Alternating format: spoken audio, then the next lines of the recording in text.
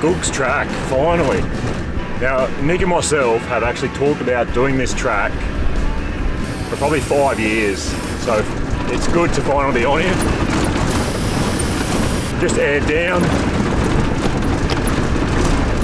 Book campsite for tonight. That is a Googs Lake camping area. So we've got about 50 kilometres to do of what looks to be really nice bushland.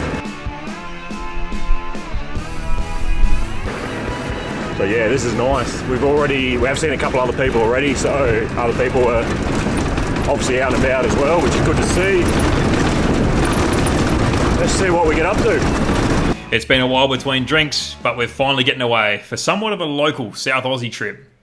As you may have already worked out, in the Silver Bullet we've got Angus. Lukey boy, he's my passenger princess, and Marco in the tractor up front, well, he's got Jono riding shotgun with him.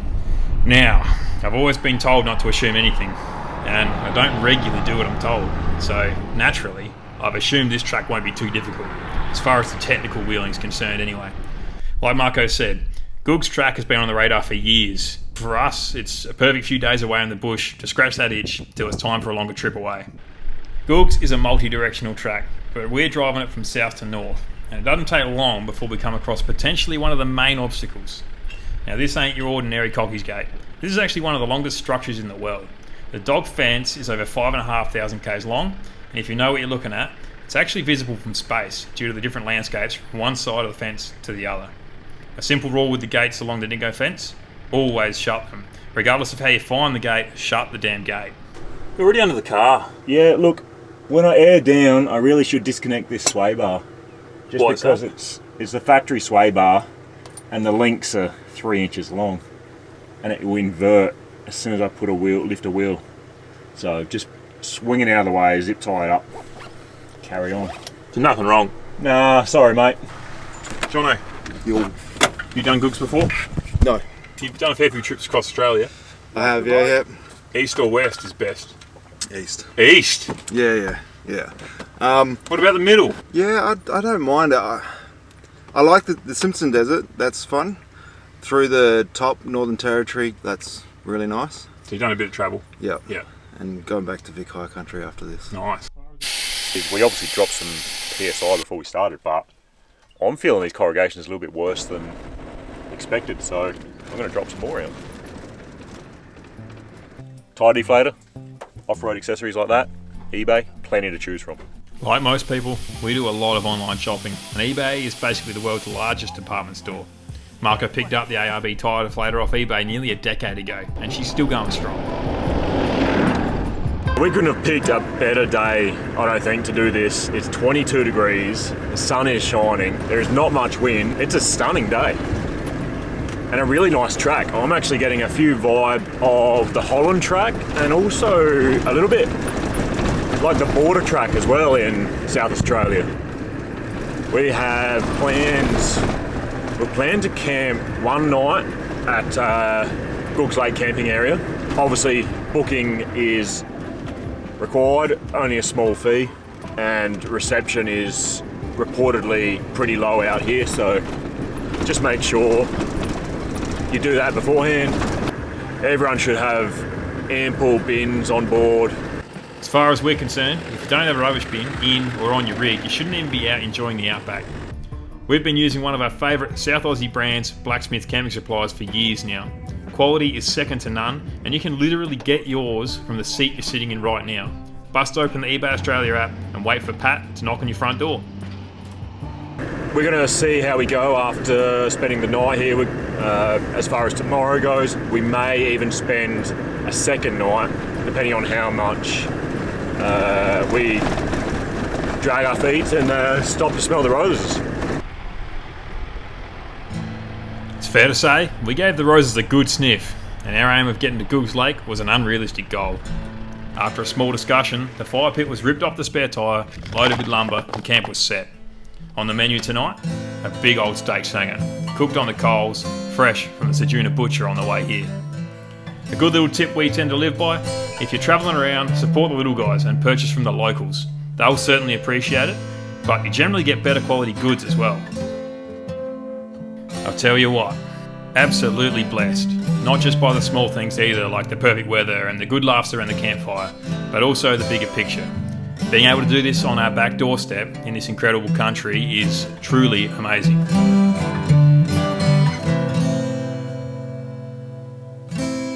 We actually ended up rolling into camp a little early than expected yesterday. We were going slower than expected.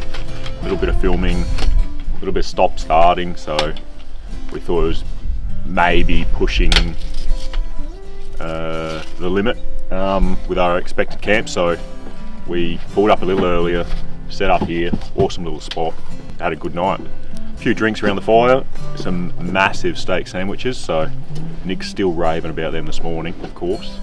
Probably won't hear the end of that all day. Just cooked up some brekkie now that the flies are also enjoying. Some washing up to do, pull these tents and swags down and hit the road again. So another perfect day.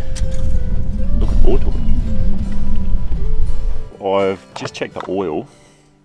As you know, we serviced everything before we left, but it's not low on oil, but I think could just slap a little bit more in.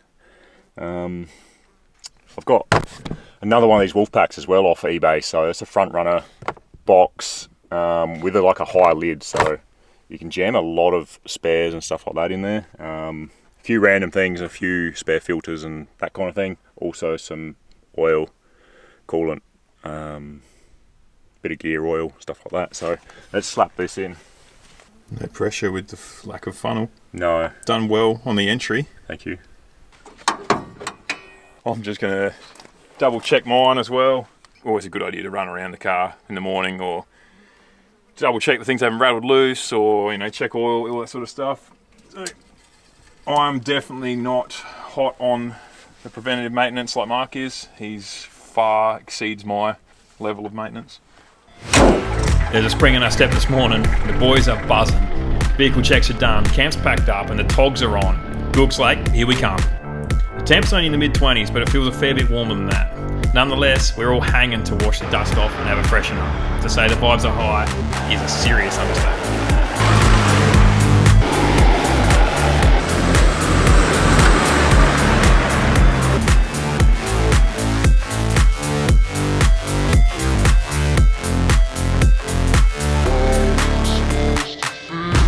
Now, I've always been told, never assume something blah blah. Vibes are low. Real low. Like lower than the water level low. Look, we've come all this way. Maybe, just maybe the tide's out? All jokes aside, if you're lucky enough, the most you'll see here is a shallow layer of water after the rains. So we've been told, it's a pretty specky sight in the right conditions when it creates a mirror-like finish far into the distance. For us, we got to keep pushing over these sand dunes. 363 of them, in fact. All first traversed by John Goog Denton, his family, and his pet bulldozer. Why? Purely to see what was out there. I know what your next question is. Where's the name Goog come from? Apparently, John got the nickname Goog when he was a young fella selling eggs from his push bike in Whyalla, a few hundred k's south down the Eyre Peninsula. We're fast approaching the tail end of the track, and with the mood still at an all-time low from the lack of water in the lake, Lukey and myself thought we could lift the spirits in these dark times. Boy, the awning for a lunch stop. Right here, people, is a sidetrack first. This isn't just a lunch stop. This is a cooked lunch stop with an awning and chairs out, and it's at lunchtime. Mind blowing, I know. It is, however, only a quick stop, because we've still got a kilometre. For a while now, we've been getting small glimpses as we're cresting the dunes of Mount Finke in the distance. It's pretty hard to miss. It's the only thing that protrudes the earth higher than 3.5 metres out here. We made a quick detour around the Mount Finke camp loop and then got back on the main track, crossed the salt flats and then officially exited the Yumbarra Conservation Park. The track flattens out quite a bit here. There's actually a pretty nice bush track. It looks like they've copped the same wild weather we drove through to get over here. Countless trees have been upended, which meant the last cruisie still on this track is rudely interrupted to clear the path. There it is, boys. Googs Track. 150 k's, 363 dunes, and you need permits to camp, and there's no reception on the track at all until the end and at the start. So you got to book a campsite. Simple as that. Well, there it is. Done and dusted.